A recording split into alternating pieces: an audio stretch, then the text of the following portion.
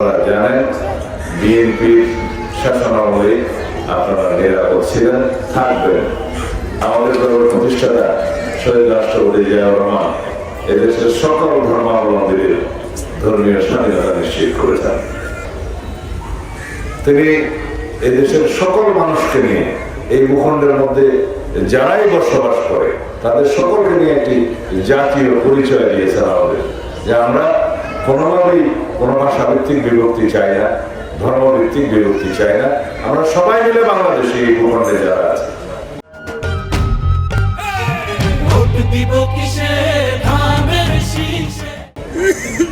এটা আমাদেরকে একত্রিত করেছে, এই জাতিকে ঐক্যবদ্ধ করেছে।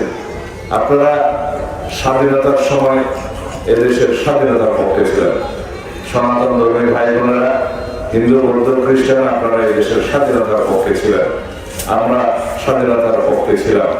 আমাদের দলের প্রতিষ্ঠাতা শহীদ রাষ্ট্রপতি জিয়াউর রহমান এদেশের স্বাধীনতার মহান ঘোষক, সম্মুখ সমরে যুদ্ধ করে এদেশের স্বাধীনতা অর্জন করেছেন।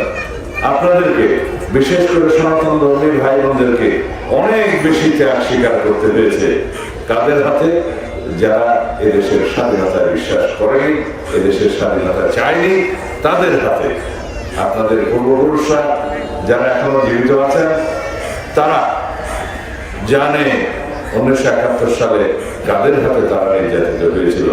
সেরকম একটি ধর্মভিত্তিক রাজনৈতিক দল আজকে নবরূপে নির্বাচনে দাঁড়িয়েছে। তাদের হাতে এই দেশের সকল নাগরিক নিরাপদ কিনা সেটা আপনাদের কাছে প্রশ্ন করে দেওয়া।